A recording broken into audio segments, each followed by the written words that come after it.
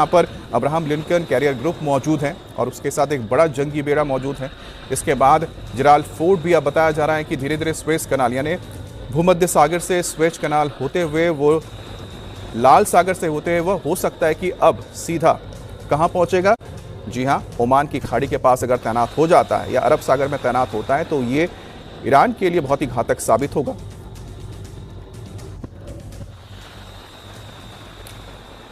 तो जैसा हम लगातार आपको दिखाए जा रहे हैं, 22 घंटे का वक्त बचा हुआ है और धीरे धीरे जैसे ये घड़ी आगे बढ़ती रहेगी, ईरान के ऊपर हमले का खतरा और ज़्यादा बढ़ता रहेगा। बहरहाल, ईरान के राष्ट्रपति ने कहा है कि ईरान को मानचित्र से मिटाने का भ्रम डोनाल्ड ट्रंप की 48 घंटे वाले अल्टीमेटम पर ईरान के राष्ट्रपति मसूद पेजेश्कियन ने तीखा पलटवार किया है।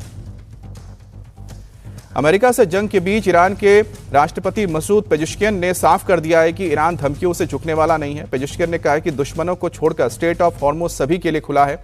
पेजेश्कियन ने कहा है कि अमेरिका ईरान को मिटाने का सपना छोड़ दे। ईरान के राष्ट्रपति ने कहा है कि इतिहास रचने वाले देश की राष्ट्र की दृढ़ इच्छा शक्ति के सामने ट्रंप की धमकी हताशा बेबसी का प्रतीक है। धमकियां और आतंकवाद ईरान के लोगों को और भी मजबूती से एकजुट करता है। स्ट्रेट ऑफ हॉर्मुज ईरान की धरती पर आक्रमण करने वाले देशों को छोड़कर सभी देशों के जहाजों के लिए खुला है।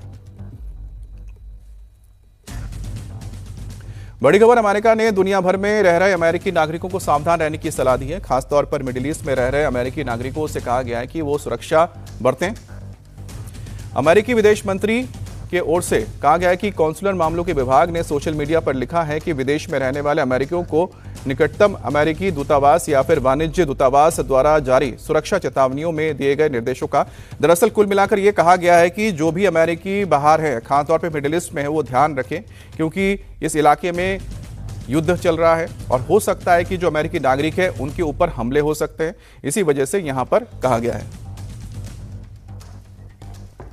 और इस बीच खबर है कि अमेरिका के B-52 बॉम्बर्स ईरान की ओर रवाना हो चुके हैं। ये बॉम्बर्स क्रूज मिसाइल से लैस हैं। हालांकि इनकी लोकेशन नहीं दी गई है, लेकिन ये बॉम्बर्स ब्रिटेन के एयरबेस डियागो गार्सिया पर तैनात है और इसके अलावा अंकारा में भी इनकी तैनाती की गई है।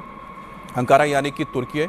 और अब खबर यह है कि क्रूज मिसाइलों से लैस ये बॉम्बर रवाना हो चुके हैं। हालांकि अभी तक डेडलाइन पूरा होने में करीब 20 घंटे से ज़्यादा का वक्त बचा हुआ है। जैसे हमने आपको दिखाया था, करीब 22 घंटे अभी भी बचे हुए हैं। अब 22 घंटे बाद क्या होता है। और ये तस्वीर आप देख रहे हैं, B-52 बॉम्बर्स हैं, 4 इंजनों से लैस होते हैं। लंबी दूरी तक इनकी क्षमता होती है, रेंज इनका बहुत लंबा होता है। काफ़ी वजनी बॉम्ब्स ये लेकर जा सकते हैं। अब इनके अंदर कई तरह के बॉम्ब्स होते हैं। इसके अंदर आप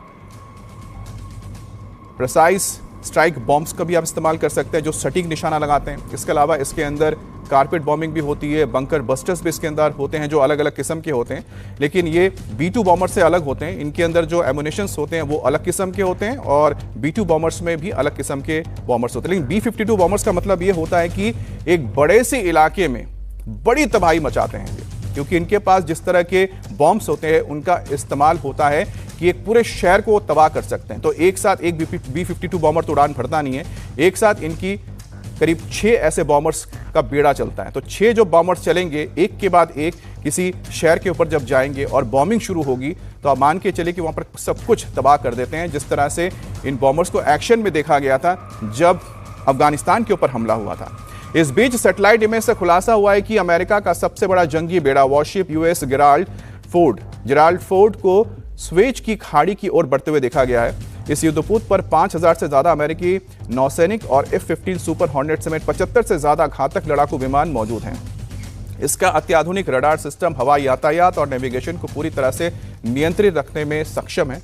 इस तैनाती से मिडिल ईस्ट में तनाव और गहराने के संकेत मिल रहे हैं। अमेरिकी सेंट्रल कमांड के अनुसार इस वक्त ईरान के आसपास 30 से ज्यादा युद्धपोत तैनात हैं। 3 कैरियर स्ट्राइक ग्रुप को और तैनात किया जा रहा है। तो पहले से ही